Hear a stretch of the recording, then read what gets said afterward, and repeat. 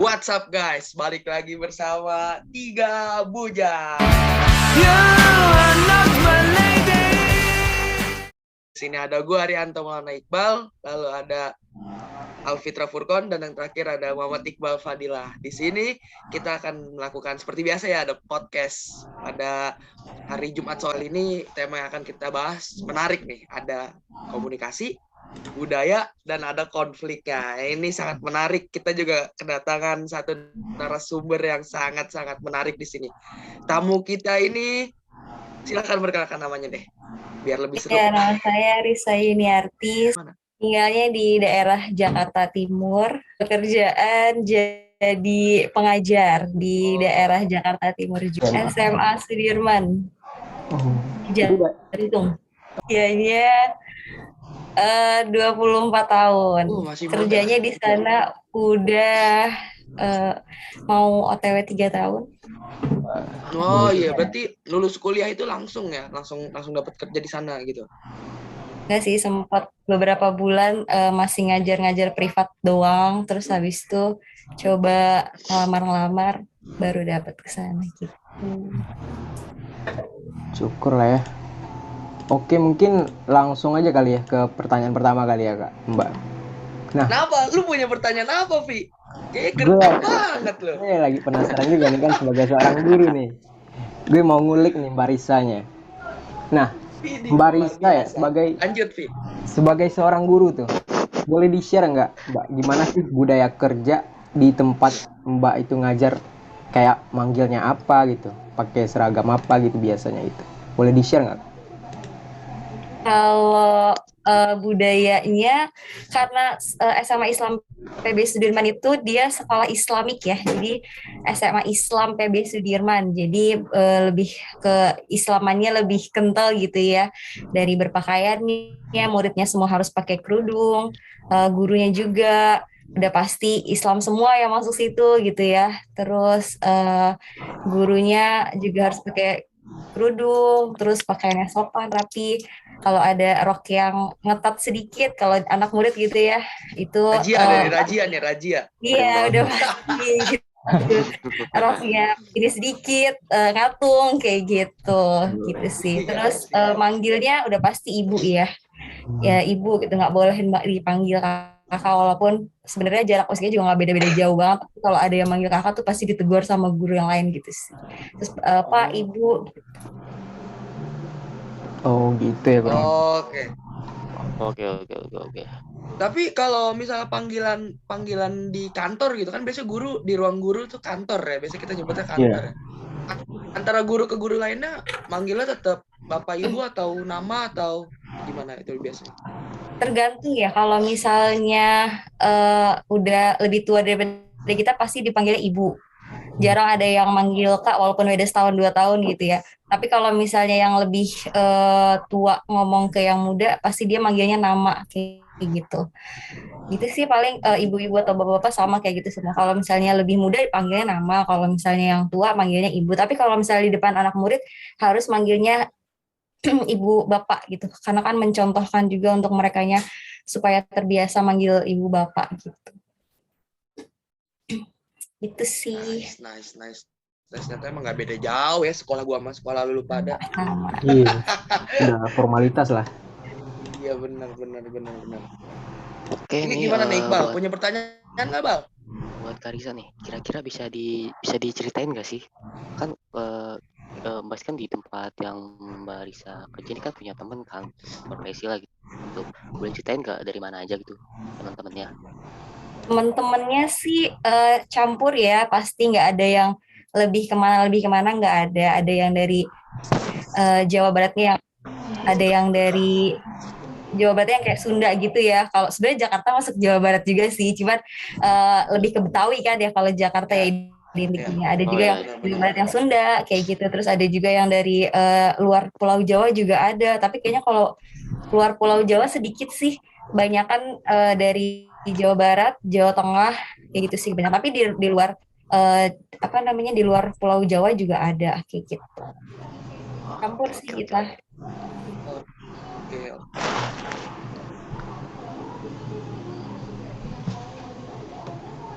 Oke, lanjut kali ya. Mungkin Gas. tadi dari Mbak Risa sendiri, itu tadi ngajarnya di bidang apa ya? Guru apa? Saya guru apa, coba tebak? Waduh, main tebak-tebakan nih. Coba Guru olahraga kira-kira pasti. guru apa? Waduh, sangat amat tidak mungkin kalau olahraga ya. Guru olahraga. Pengen jadi atlet. Boleh, siapa yang mau nebak? Saya kasih apresiasi Guru. tepuk tangan aja tapi ya. Waduh, Guru agama kali, guru agama. iya agama kali. Nggak kelihatan sih. Mohon maaf ya, saya pakai masker nih. Soalnya sih baru buat pulang. Oh. Jadi nggak kelihatan dia muka-muka apa. Kalau dari logat ngomong kira-kira guru apa deh? Nah ini nih. Biasanya kalau misalnya nggak pakai masker ketahuan kan nih Iya. wajahnya kalau serius nih Nggak, wah nggak KN gitu. nih kalau seriusnya kapalan mulu nih kan gitu. Kayaknya sejarah sih. Mukanya penuh-penuh sejarah gitu. Oh gitu. Iya. Sebenarnya kayak udah disebutin sih clue-nya ya sih sama Rianto ya. Sebutin aja lah, kayaknya Rianto tahu kayaknya. Aduh. Ya, ciri-ciri seperti ini mah apa ya? Kayaknya nggak jauh-jauh dari hitung-hitungan mungkin. Fisika atau matematika nih pasti nih. Ya, saya matematikanya. Kan? Emang guru matematika tuh pasti pakai kacamata. Itu udah konsepnya. Gitu juga Bang, konsepnya Bang. Ya kamu lu kan pusing. Oke. Matematika itu mungkin ya kalau kita lihat banyak ya muridnya yang nggak suka sama pelajaran matematika gitu kan, apalagi pelajaran yang matematika gak lu siap matematika. Matematika gitu kan. Nah, dari Mbak Rika sendiri nih, gimana sih kalau bahas konflik itu biasanya konflik sebagai guru matematika ataupun guru lah yang mengajar di sekolah itu biasanya gara-gara apa sih Kak? Konflik yang pernah terjadi atau yang pernah Mbak Risa alamin gitu? Apa nih dengan guru dengan siswa? Oh iya boleh tuh dijelasin satu-satu. Ada guru sama guru punya konflik ya, sama siswa punya konflik ya. Sebenarnya kalau misalnya ke siswanya sendiri lebih kayak apa sih ya konfliknya ya? Ya kan balik lagi sebenarnya ke karakter juga anak masing-masing ya. Kalau misalnya dianya emang serius belajar, ya pasti nggak ada masalah gitu kan. Cuma kalau misalnya yang anaknya malas-malesan gitu kan, udah pasti masalahnya di situ. Itu susah ngumpulin tugas lah, harus kejar-kejar lah tugasnya lah. Padahal kan itu kan kesadaran sendiri ya, tugas itu kan tanggung jawab sendiri gitu. Terus apalagi ya paling kalau ulangan sih, nah paling sih kalau lagi ulangan, kalau lagi PJJ gitu tuh susah ke kontrolnya, kayak ini anak beneran ngerjain sendiri nggak ya gitu, dia apa dia ngeliat gitu, karena kan ulangannya online juga kan, kita nggak bisa mantau dia. Sebenarnya online-nya ngerjain di web nih, mereka juga Zoom juga, tapi ya itu dia kurang apa namanya, kurang bisa kepantau, kurang kayak gitu aja sih.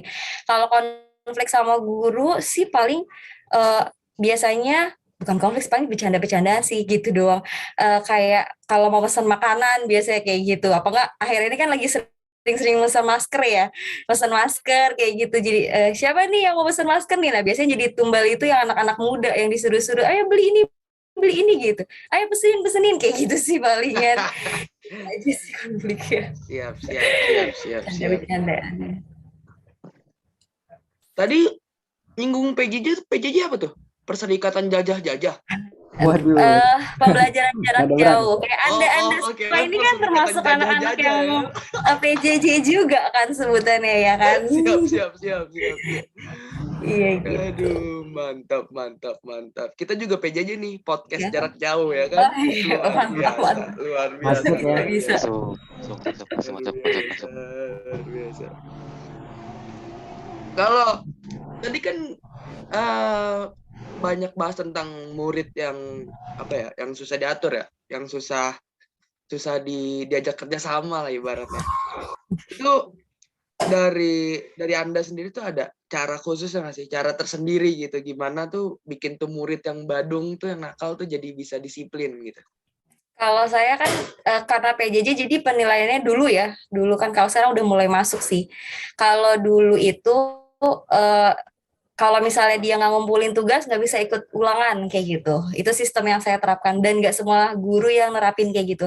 Guru masing-masing kan guru kan pasti punya cara yang beda-beda kan untuk gimana caranya memperlakukan anak. Tapi kalau dari saya sendiri gimana caranya biar anak itu bisa ngumpulin tugas tepat waktu ibaratnya gitu ya, atau minimal ya dia harus ngumpulin tugas ya, itu caranya salah satunya kayak gitu.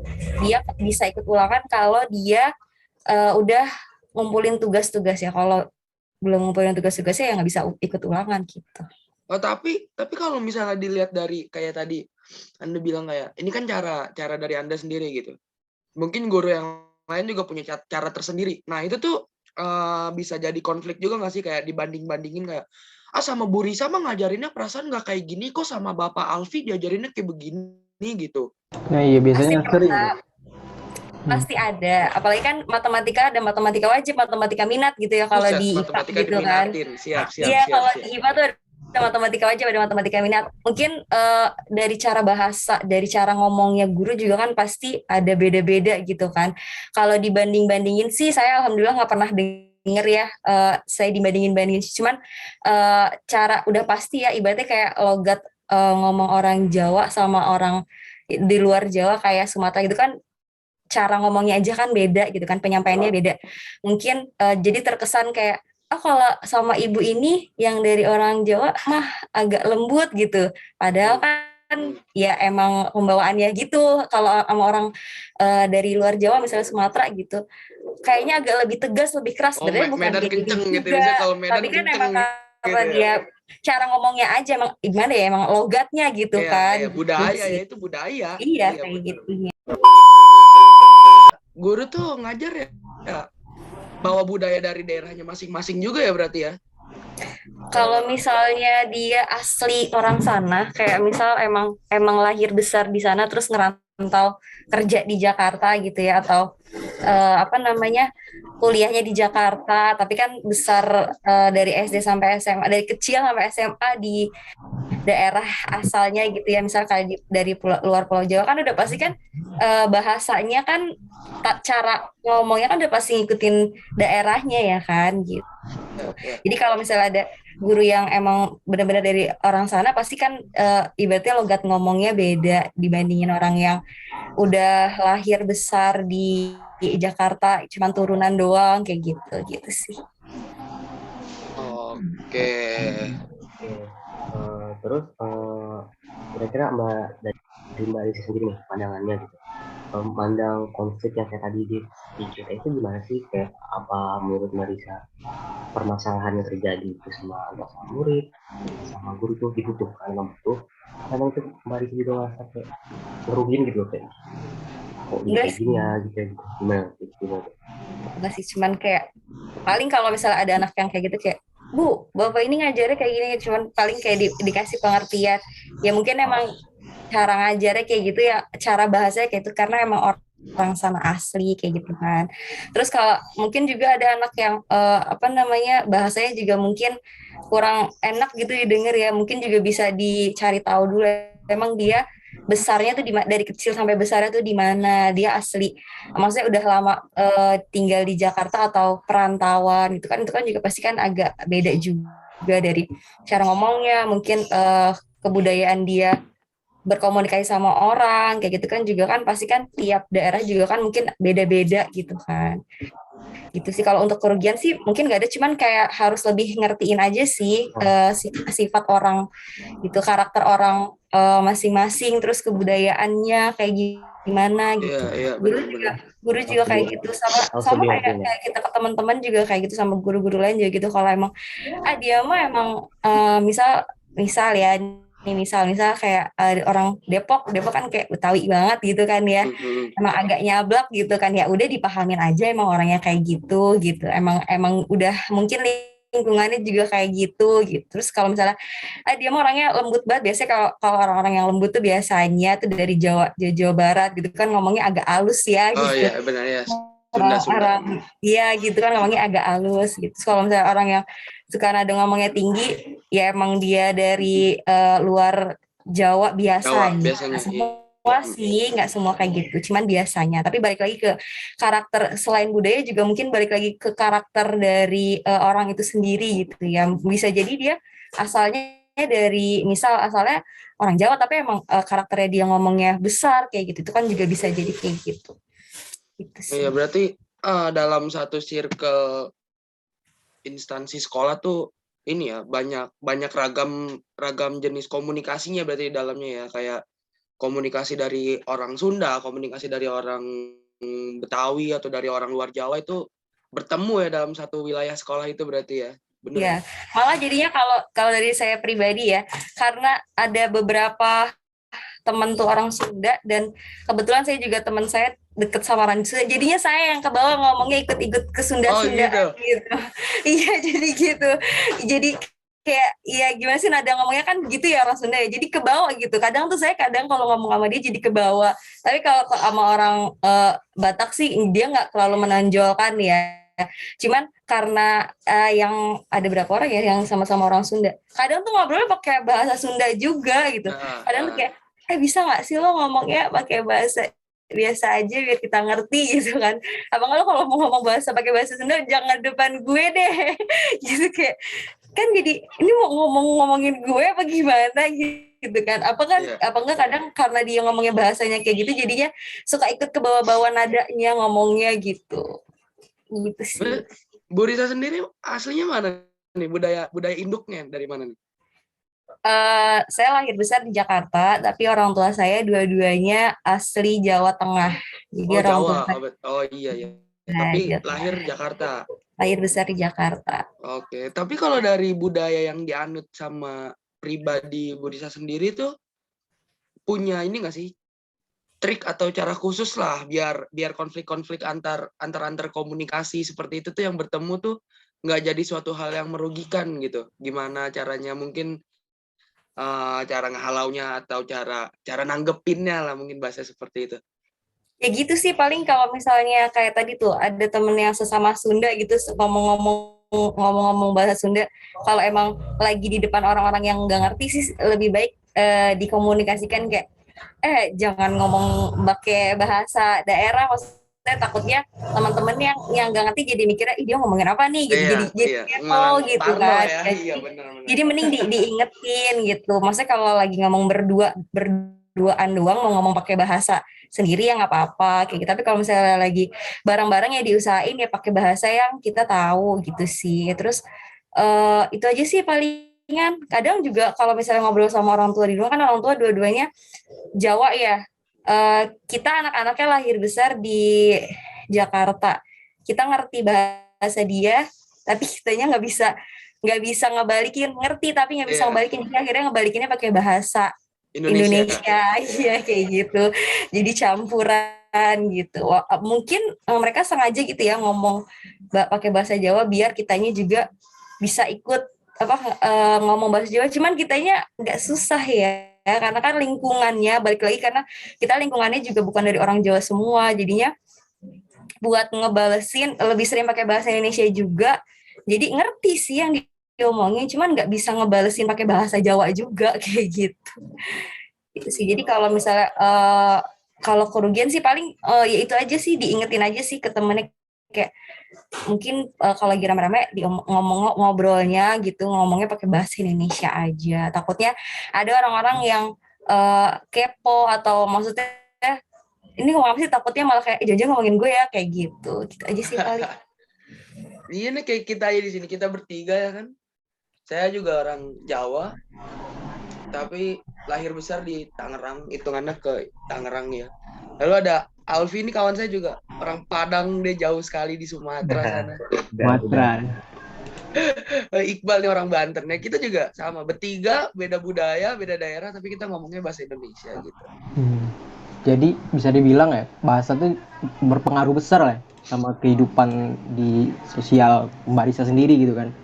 dimana Iya. banyak sekali guru-guru dengan latar belakang itu yang berbeda gitu. Nah, kalau dari Mbak Risa sendiri kayak ngadepin misalnya ada mahasiswa yang praktek lapangan atau KKN gitu, yang ngedampingin Mbak Risa sebagai guru nih. Itu gimana sih cara Mbak Risa untuk mulai pendekatan komunikasinya gitu?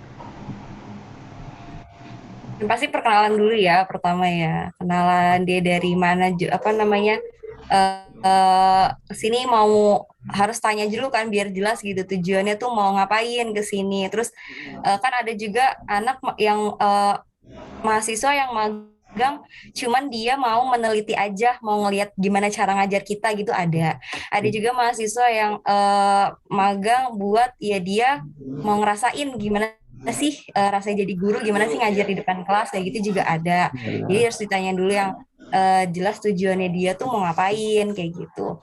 Terus ya pendekatannya paling ngobrol-ngobrol aja sih, banyakin ngebahas mungkin ngebahas materi atau ngebahas permasalahannya dia di apa magang ini mau ngapain aja kegiatannya kayak gitu sih.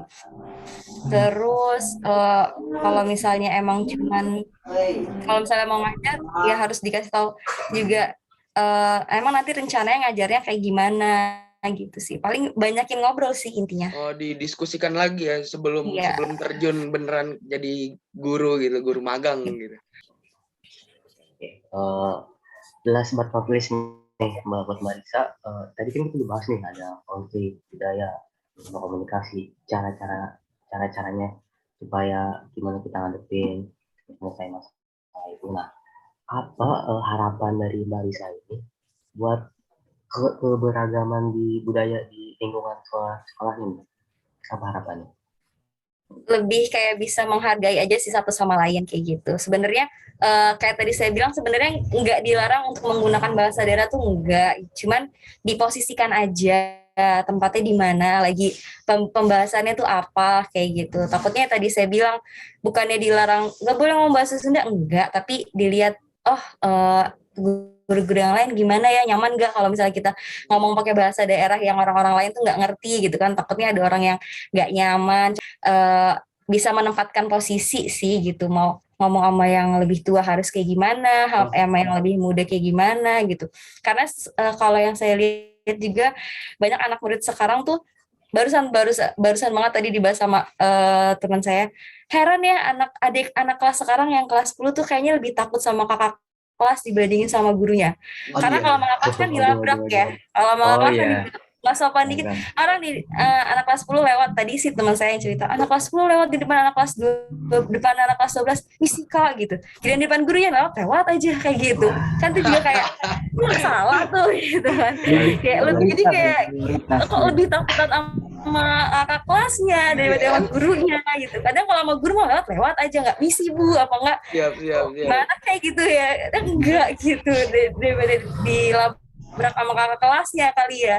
Jadinya lebih takut sama kakak kelas kayak gitu. Jadi harus bisa menempatkan posisi bersikap gimana sama yang lebih tua sama yang lebih muda gitu sih, menempatkan posisi. Iya itu suatu budaya seorang siswa yang emang turun temurun banget sih, senioritas ya mungkin kita senioritas ya. Gitu budaya yang sangat turun menurun banget nih. Anak kelas 12 juga mungkin ngerasa kayak angkuh kayak gue udah kelas 12 nih, gue udah 3 tahun di sini, ya macem-macem loh gitu. Padahal kayak kita gurunya lebih tua loh, lebih lama di sini.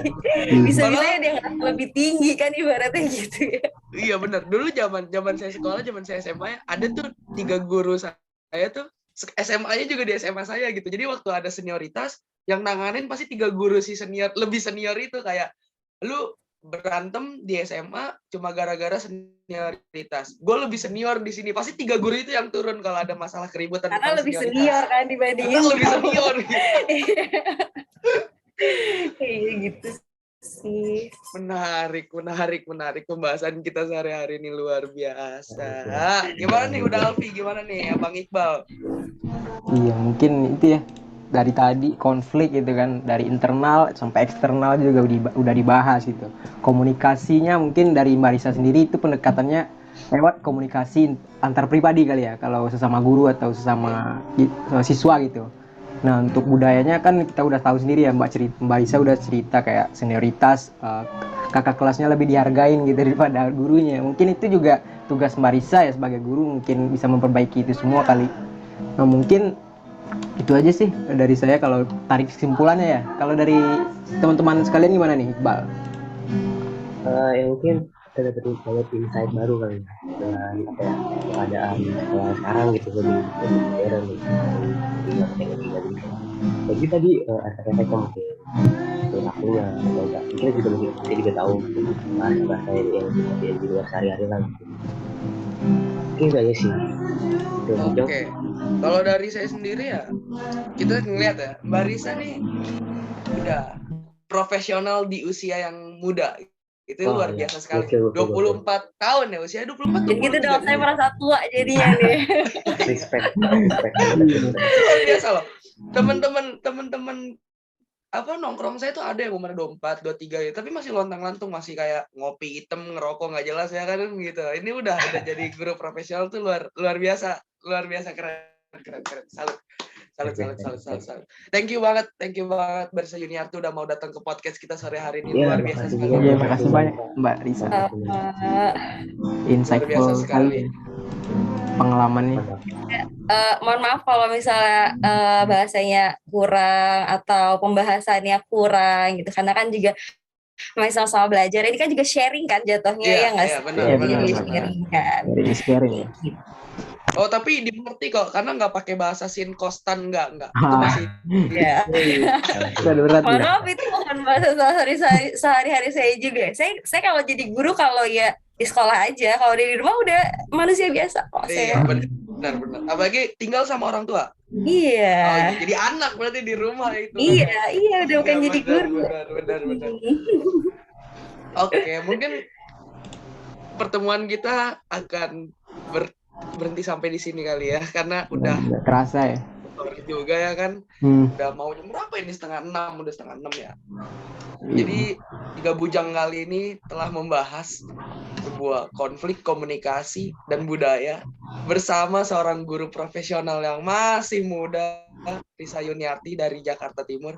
Terima kasih banyak sekali lagi. Kami 3 bujang pamit undur diri.